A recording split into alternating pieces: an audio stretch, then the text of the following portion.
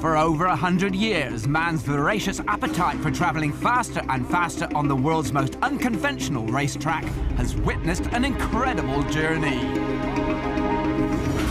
From less than 100 kilometers an hour then to 200 here in the 1950s, and a staggering 300 plus today. Although, of course, some things never change. Welcome to Doha, theatre of powerboat dreams, the breathtaking unlimited hydroplanes, and the most coveted trophy of all.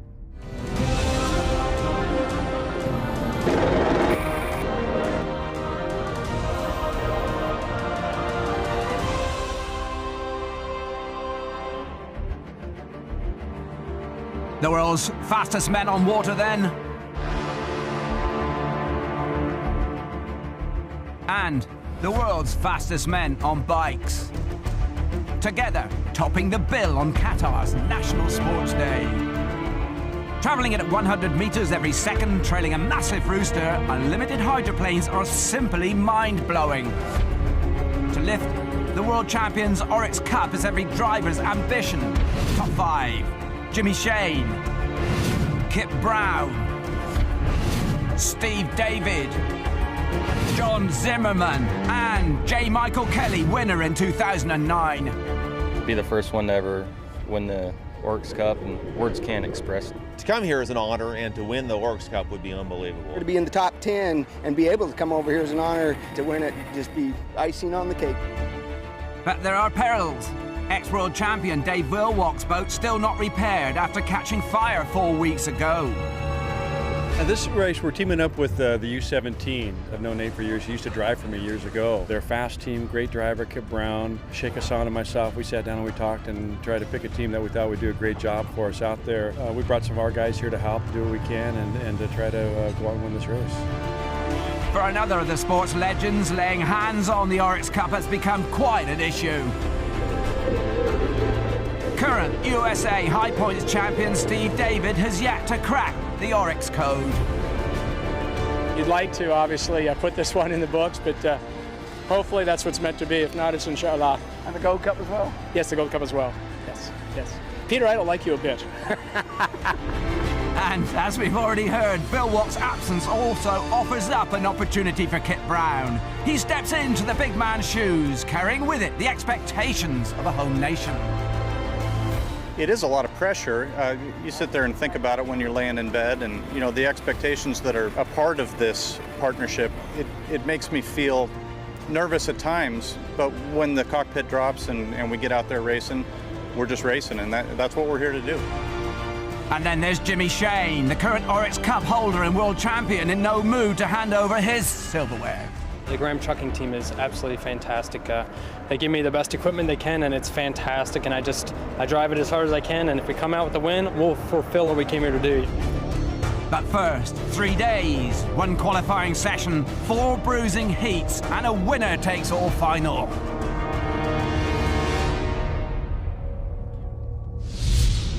Story of the weekend so far, Steve David's Oh Boy Oberto is fastest qualifier ahead of Kip Brown, Jimmy Shane, John Zimmerman and J. Michael Kelly. Into the heats, 1A. Graham Trucking, Jimmy Shane, Lane 1, David, newly crowned High Points champion, drawn together for the first time this year. David blasting into the lead from Lane 2 and winning comfortably, laying down the gauntlet. Heat 1B produces a scintillating scrap. J. Michael Kelly, U37, winning the battle for inside lane. Brown, U95 to his right, and John Zimmerman, U9 on the outside. 3 boats rubbing paint all the way until Zimmerman's superior speed produces a rare win from lane 3. Brown, though, is penalised and finishes last. So, to Heat 2A, your lineup: J. Michael Kelly, U37, Tommy Thompson, U11, Kip Brown, U95, Brian Perkins, U21, and on the outside again, U9, John Zimmerman. Here they go. 260 kilometers an hour. Oh, but problems already for Brown, almost stationary at the rear. Zimmerman, with the early firepower, stakes his claim. Inside him, Kelly on the right, Thompson there you saw alongside. Hard into Mark 1. And 4 abreast at the exit. J. Michael Kelly with the benefit of inside lane holds on to the lead, but Zimmerman is Rocket Man flying down the outside. Quickest on the track, no question about that. Already alongside Kelly, head-to-head, 284 kilometres an hour now. Perkins and Thompson buried in their rooster tails in a frantic tussle for third. Another raking left-hand bend coming up, and Zimmerman with it all to do again. It's a long way around out there in lane 5. That clinical again from Kelly, nailing that exit. Zimmerman though thundering down the straight speed on everyone. All 4 bouncing perilously into turn 1 again. Kelly spot on the pin once more. Zimmerman, whoa! Missed Peters and May tossed into the air, sideways into the path almost of Brian Perkins. That's a massive smash. Well, Thompson actually over the top of Brian Perkins at Snoqualmie Casino. Oh, that's absolutely horrendous. On board Perkins, and the terrifying moment for him as disaster strikes. Hard hit. I don't know what happened. I mean, it's hard to tell. Came on hook. I just tried to hold my lane, you know, open. It was just, I knew we were going to hit. Time to talk later. I want you go get checked out. 1 minute. Well, understandably shaken, but looking in reasonably good shape. Taken off for a checkup and back on the water. Tommy Thompson is safely on the stretcher. Clearly conscious there. Let's hope not too seriously hurt either. Difficult to ascertain quite what went wrong. The aerial shot earlier appearing to show Thompson leaving his race line, maybe losing control of his skid fin. It was bumpy in there, as we saw. Tracking here his path over the top of Snoqualmie. The colossal impact, and then that eerie sound of water as the boat comes to a rest. Brian Perkins, I gather, is talking to us in the pits. Coming through the corner, you know, we're all trying to hold our lanes and stuff, and the yellow boat, the skid fin came unhooked and it started to move out. And with the boat, the 9 boat on the outside, I didn't want to move out and take his rooster tail, so I tried to hold my lane, and at that point I knew we were going to hit. So you just kind of brace for it, and normally it's not that bad. Normally it's just little scuffs. Tommy's beat up, maybe has an arm injury, but he's alive, and that was a nasty, nasty wreck, and I'm just glad that my buddies are all okay. Right, could have been so much worse. But Tommy Thompson safely on his way to hospital then. The show will go on. Highlights now from Heat 2B. Steve David, Jimmy Shane, Mark Evans and Ryan Mallow for this one. Another much anticipated clash of the Titans, Shane and David, and they don't disappoint. David, fraction better boat speed, edging ahead at the end of lap 1. Evans is third. Mallow struggles in fourth. Lap 2, Shane takes a deep breath, regroups. Side by side again. Turn 1, and into the back straight for the penultimate time. And David plays another big card. Mark Evans can only watch. Nothing left in his kitty. Third will have to do for him. Into the final lap. Turn 1. Now, he who dares. Back straight for the final time. It's Shane again. But oh boy, here comes Alberto. Crowd on their feet. Final bend. Get out of our way. Shane nudges David. Pedal to the metal to win by less than half a boat length. Well, not for the faint of heart, this hydroplane racing. That's just the spectators. Jimmy Shane, in the end, though, penalised for straying from his lane, causing the accident, and in doing so, hands victory to his arch rival.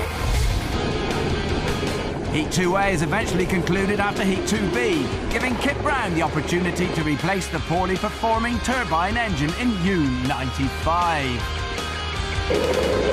3 surviving boats make the restart, but it quickly becomes a 2-horse race. Brown is alleged to have jumped the gun at the start and is forced to run a penalty lap. In spite of holding the inside lane for the first turn, Kelly then has no answer to Zimmerman down the straights, and the U9 Jones Racing driver maintains his perfect start to the weekend.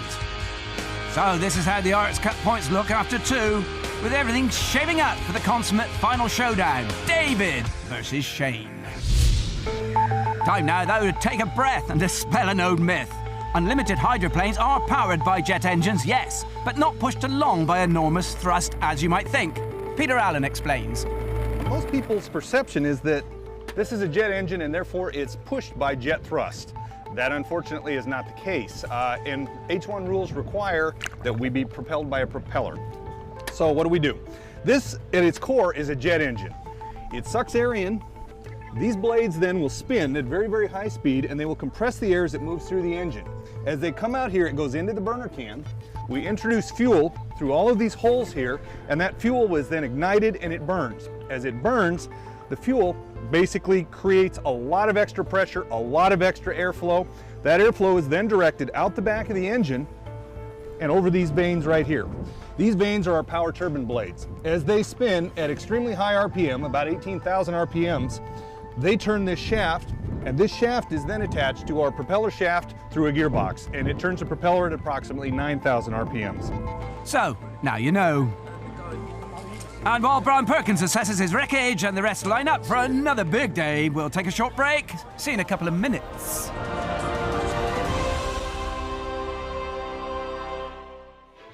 Welcome back to Doha, capital of commerce, culture and sport. And an opportunity now to chat with the man who created the Oryx Cup and whose vision stretches well beyond it. In 2014, the plan is to host the world's largest powerboat racing in Qatar. And we're expecting to have 40 to 70 boats participating. So it will be one of the largest races been held in the region by far. Yeah, we can't end this vision without talking about the junior hydroplanes. My son is racing, so I gotta throw the hat of being the QMSF president to a father and watching his son racing for the first time. This is going to be special for those kids. I didn't expect to have such number. We end up with about 16 kids. So junior hydro will be the first step, and then they can grow to any class that we have under QMSF. Hopefully, we'll have new champions. So the future of world powerboating is Doha, then? Exactly. Yeah, the future is Doha. And no one doubts that. Junior racing is a huge statement of Qatar's commitment.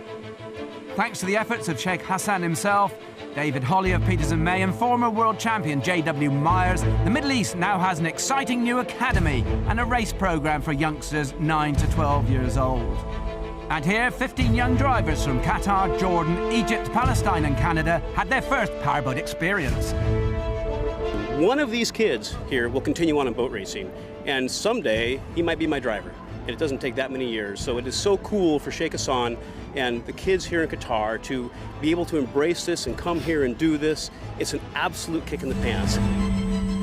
And posting the best time in a drag race format to take the big trophy, young Sheikh Nawaf Al Thani. Chip off the old block, eh? Back to the Oryx Cup, 2 races to go before the grand final. First up, Heat 3A. J. Michael Kelly, Evans and Brown is the lineup. Mallow's boat won't start. Kelly holding inside track to the first turn, but Brown has speed on the U37 and passes on the back straight. From then on, it's one-way traffic. Kip Brown delighting the home fans with his first heat win. From a previous heat, we kind of figured that we could motor around the 37, so that was our plan. I wanted to sneak up in there in lane 2, make a legal start, and just let the Spirit of Qatar do what we know it can do, and that is, get right with the program. This thing's a fast boat.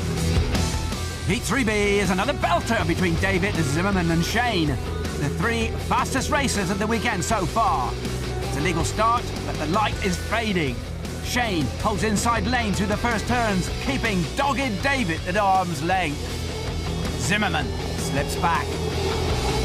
But Shane is the man of the hour, defending his line to the last. In spite of his best effort, David just can't keep up and loses his 100% record. Heat win and maximum points to Shane. David protests again, but this time it's overturned. I'll tell you what, all I saw was Oberto in the mirror the entire time, and I'm like, Like, I'm just going to drive it as hard as I can, and had just enough on that last lap to hold them off. We're doing just fine. The boat's running great. We know what we need to win this thing come Tuesday. We just would have liked to have won every heat because we're pigs. Now then, as a spectator, it's not always easy getting to grips with what's going on at the beginning of an H1 race. They slow down, they speed up, then they slow down again. There's a 1 minute mark, a 0 mark. What the heck is going on? Who, I wonder, could be fine to explain? Just the man. It's actually harder than it seems and easier than it sounds. Does that make sense? Because before the 1 minute gun, we have a rule where you only have to be 5 boat lengths in front of somebody before you saw them off. Well, after the 1 minute gun, you have to be 7 boat lengths in front of them before you can saw them off. So you want to time yourself so you're right at that score-up pin, right exactly at 1 minute. I mean, this far from it, going as fast as you possibly can at that point in time. Well, the problem is everybody else out there is trying to do the same dang thing. So turns out you got to get there early. So getting there early means you're going really slow and you're creeping up on this buoy and come on, and you're right there, but then you're going too slow. So then the boat behind you is hauling butt up around you. And as long as he's in front of you 7 boat lengths, he can drop in on you, all of a sudden you've lost your lane. And the ultimate I screwed up is a slingshot from the outside, going as fast as you possibly can go and hit that 1 minute gun going about 190, 200 kilometers an hour and zipping in front of everybody and then laugh and wave on the way by. That sort of makes sense, I think, Nate. Thank you. Heat 4A. David and Shane again, but no fireworks this time. David nails the start and doesn't look back. Going on to record his 3rd win of the weekend. Shane risking nothing with that final coming up. John Zimmerman is 3rd. 4B, a jump start cost J. Michael Kelly any chance of winning. No question about it, 37 at least, 37, one lap on 37. Leaving Kip Brown to cruise to the checkered flag and confirm his 2nd heat win of the weekend, with Kelly coming home in 3rd behind Mark Evans. Top 5 will form the grid for the 6th lap Oryx Cup shootout, the winner of which will be crowned UIM World Champion. Jimmy, not like you to hold back a bit for the final? Yeah, you know, like I say, our main purpose was to get into the final. You gotta, in order to win it, you gotta be in it. So, kept the boat in one piece. I think all the Graham guys will be happy that we're ready to go for the final, and we'll look everything over. It was pretty rough out there, rough as it's been all weekend long. So, we'll have to make a few adjustments to the boat, but we're gonna be there for the final. We're gonna get these guys. Jimmy's a terrific competitor, as is the 9. We're also going to have probably the guitar boat in the final and 37. So it's going to be a difficult final, but I think we got the setup for this rough water. We're in good shape. So your predictions for the final? For the final would be us first and somebody else not. But as with the flyboard riders demonstrating their skills here, one must fly higher than the others.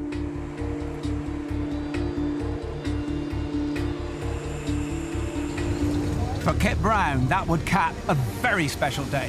Winning here in Qatar as the Spirit of Qatar and being my first overall final heat victory would mean the world to me. I've been dreaming of it ever since we got this sponsorship, and I've lived it over and over in my head. I just want to make it a reality today.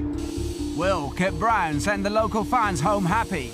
Can Jimmy Shane do the double? Will Steve David break the hoodoo? It's time to leave the dock. But one man won't be there. Tommy Thompson, out of hospital after his crash, disappointed but in remarkably good shape. We really had a good shot. The boat was running really well before our accident, and unfortunate for the Peters and May team that we're not going to be there, because I was pretty sure we would make it. Will this affect you at all? I mean, you know, what happens. It's part of racing, and there's always things that go wrong and things that go good, and you take care of that at the time it happens, and you have to move on from there, and that's what winners do, and this team is definitely winners, and we're going to make it that way. Great man. Right then, let's go racing. Mark, 1 minute. Steve David here trying to nick the inside lane from Jimmy Shane. It's that complicated start again. On the back straight, making his move, and suddenly the light has gone very, very dim indeed. Shane taking the hose down, and Steve David has got the inside lane. There's a question down here as to whether or not there was 5 boat lengths on that move by Steve.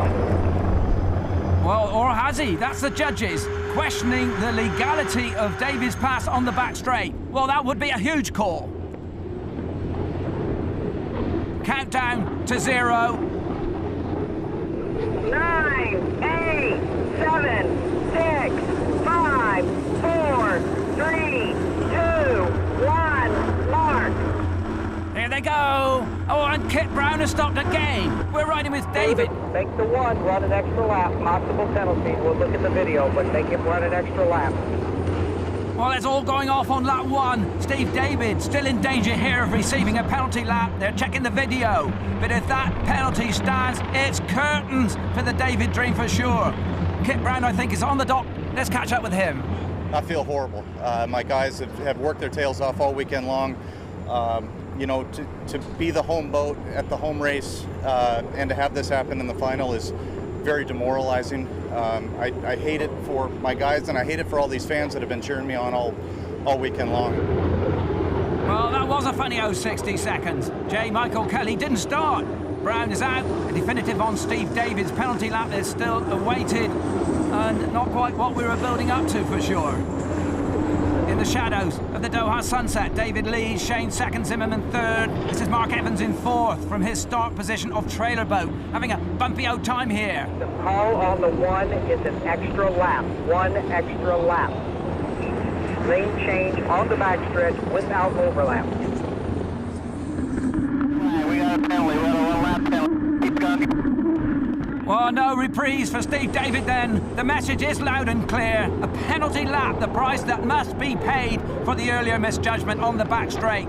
The call there by the judge relayed to David by his crew chief. Now I think we can hook up with Nate Brown in the pits. Nate, what did Steve get wrong? Everything. He knew it. He knew he had to be 5 boats in front, and he wasn't. The radio guy probably said, okay, you got it, and he didn't. So the call was made. He probably came over at 4. That's not 5. Straight to the point. We expect no less. Thanks, Nate. No way back, though, for Madison Man now then. A lap down, and driving conditions, as you can see, couldn't be more difficult. Not just a roller coaster ride, the light is fading as well. Horrible, horrible. David, tell the 100 to stay outside. He's making them drive across his tail. Request there for Ryan Mallow to move over, I think, and leave the race line clear for the faster boats. One of whom, Mr. Jimmy Shane, heads towards the history books. Great chance here for the Graham trucking driver to add the 2013 Oryx Cup title to the 2012 title he already holds. Well, what is going on in Steve David's head, I can't possibly imagine. Still battling away, but no chance here of catching Zimmerman in second even. Might unlap himself on Mark Evans, of course, which would at least throw up a podium place. And speeds, by the way, barely topping 190 kilometres an hour, but even at that sort of speed, bouncing around on the bends as they are, it's paramount to keep the skid fin in the water, as we saw earlier. Oh, and there is Evans, and looks to be having problems here in the dark, picking up the turn marks. Our camera's live, believe me, it is virtually dark here, and quite hazy at times. Last lap, oh boy, Alberto, say Mark. Evans wide and wild. Easy still for Steve David. Into that podium third position, but that's all he'll get, because at the other end of the track, around the final bend, into the finish straight comes Jimmy Shane. Far from a classic encounter, but he won't give a jot about that. Back-to-back wins for the Graham trucking driver, and the world title will do nicely. Racking up too, as the first man to win the Oryx Cup twice. It's silver for John Zimmerman, and when he gets here, Steve David will pocket the bronze. But we all know where the celebrations will begin. Heroes welcome already underway at one end, but as you would expect, no rejoicing at the other. That's not the result you wanted, was it? Well, yeah, it was kind of a cheap call. They said we didn't have 5-boat overlap on the at the Winterman gun, but we clearly did. We have video that shows that we did. My spotter shows that we did. That's the call they made, so we got to live with it. Jimmy, 2 in a row, first guy ever. Must be a pretty good feeling. Yeah, absolutely. You know, that's what we came here to do. Say it wasn't pretty, but we came out on top with the win, and it was definitely a battle of attrition. We just had to truck through the rough stuff there, and that's what the Graham trucking boat did. So that's a pretty good pun for this race. So yeah, everybody's really pleased. Can't thank Rob Graham enough and Ted Porter enough for everything they've given me. So we're going to come back in November and be the first one to win 3. Just 3 finishers. After Kelly and Brown's early exit, Ryan Mallow fails to finish, and Mark Evans is disqualified on account of his scenic tour on the last lap. And that just about wraps it from Doha. Passive sort of end to the weekend. Mind you, only so much drama you can pack into one show, eh? From me, Peter Butler, see you next time.